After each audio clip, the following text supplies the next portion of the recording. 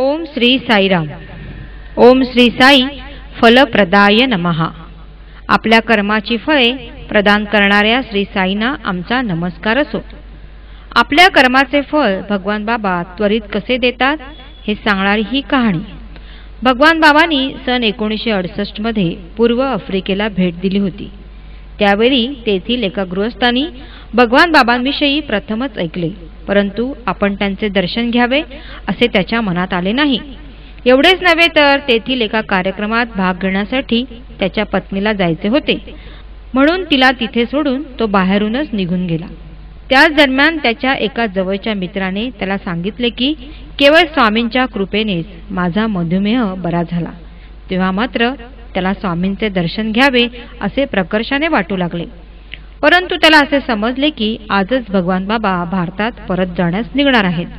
विमानतळावर जाऊन त्यांचे दर्शन घ्यावे असे त्याच्या मनात आले आणि फारच थोडा वेळ राहिला असल्यामुळे अत्यंत वेगाने गाडी चालवत तो घरापासून 40 किलोमीटर अंतरावरील विमानतळाकडे निघाला। सुमारे अर्ध अंतर गेल्यावर त्याला विरुद्ध दिशेने येणारा मोटारींचा ताफा दिसला।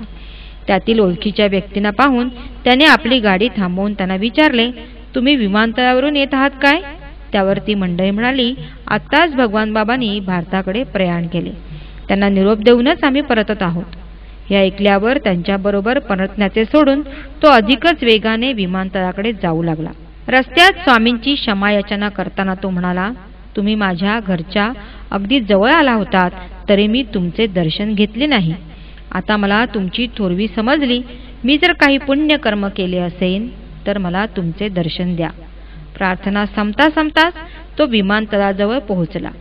तेथील फाटकाजवळ श्रद्धायुक्त अंतःकरणाने त्याने आपले मस्तक टेकविले आणि तो आतमध्ये निघाला।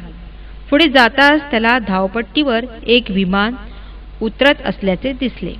विमानाचा दरवाजा उघडला आणि अहो आश्चर्य, त्यामधून प्रत्यक्ष भगवान बाबा उतरत होते। त्याच्या आनंदाला पारावार उरला नाही। दोन्ही डोळ्यातून घळाघळा अश्रू वाहू लागले। सद्गतीत होऊन तो म्हणाला, भगवान, आजपासून माझ्या हृदयात केवळ आपलीच मूर्ती असेल। हे कसे घडले? भगवान बाबांना घेऊन निघालेल्या विमानात काही तांत्रिक बिघाड झाल्याचे आढळले आणि ते विमान पुन्हा परतवण्यात आले।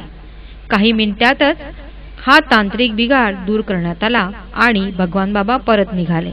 प्रत्यक्ष परमेश्वर असणारा स्वामींना हा बिघाड माहीत नव्हता काय? केवळ शुद्ध अंतःकरणाने पुकारलेल्या भक्ताच्या हाकेला प्रतिसाद देऊन त्याच्या अजूनपर्यंत केलेल्या शुद्ध कर्माचे फळ म्हणूनच त्याला दर्शन देण्यासाठी स्वामी परतले।